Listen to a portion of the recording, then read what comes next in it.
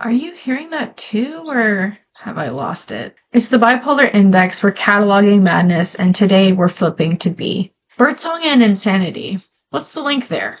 From Edgar Allan Poe's The Raven, to Hitchcock's The Birds, to how we're made to feel about Cocoa Puffs. There seems to be a cultural precedent set tying the two together. But why? Being cuckoo sure has its ups and downs. Before cars, TVs, and your faithful local DJ scene, birds were the most common sounds that humans lived around. And as an amateur birder myself, I had to give nod to some famous feathered friends. Cue the whippoorwill. The whippoorwill is a nocturnal bird from the nightjar family, and it's most often active under a full moon. Does that make them friends of the werewolf, Jekyll and Hyde, and the like? Because the bird mainly keeps to North and Central America throughout the year, its symbolism has shown up again and again in various American cultures. According to the Old Farmer's Almanac, the whippoorwill's cry is considered an omen of ill fortune and death. In some traditions, like the Omaha, the whippoorwill's call was considered a warning. Answer it and you risk death. Ignore it and you might live. The bird's fame in American horror productions also took a life of their own. In James Thurber's 1941 story, The Whippoorwill, a man lies awake all night as the bird's relentless call loops in his head. His insomnia turns into obsession, and his grip on reality unravels. The man ends up taking his own life and those of his families. It's a perfect example of how birdsong gets framed on occasion. And the idea of this kind of bird-crazed insomnia really seems to have carried over through the years. Perhaps a more recognizable name, H.P. Lovecraft, who was a huge fucking fascist and racist, by the way, also contributed to slandering the whippoorwill's name in his works from the late 1920s and 30s. In fathering cosmic horror, a subgenre that emphasizes human insignificance in the face of the unknowable cosmos, the whippoorwill's call signals oncoming doom, often heard near death, decay, or the intrusion of otherworldly forces. Lovecraft and other writers at the time, such as Robert E. Howard,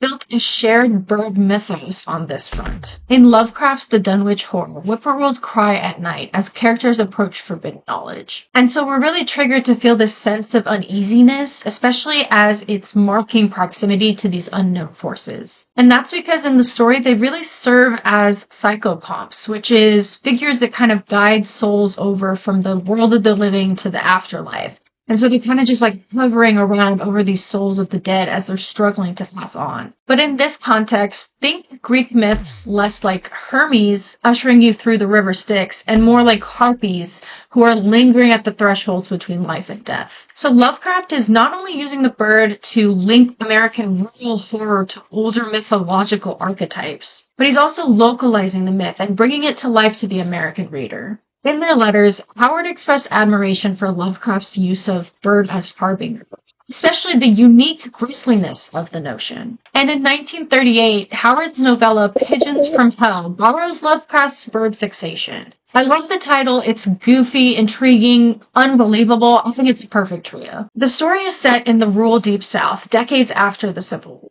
It explores the very real and brutal history of racial hatred and centers on the violent legacy of slavery in America. And through a tale about a lingering voodoo tradition, it's a clear example of how colonial horror often centers around anxieties of dominant powers vulnerable to the suppressed cultures that they attempt to erase. Whippoorwills and pigeons alike cry and caw relentlessly again around this decaying southern plantation, Blassenville Manor. And their calls are really heightening our paranoia as a reader, signaling that something violent and inescapable is present. Local legends hold that the pigeons are the souls of the dead Blossomvilles released from hell. And while the tale is ultimately a zombie story, it also hints at a common horror trope of animal transformation and shapeshifting. Together, Lovecraft and Howard really cement birds in American horror as symbols that don't necessarily point to a cause of madness per se, but instead announce that that's where the narrative is really headed. The constant coos and cries are a living soundtrack to the collapse of rationality. But we're also on the brink of another type of collapse.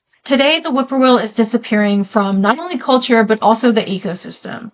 Whippoorwill populations are down roughly 70% since the 1970s. And with that loss comes what some call an extinction of experience. So their song is really becoming lost on us.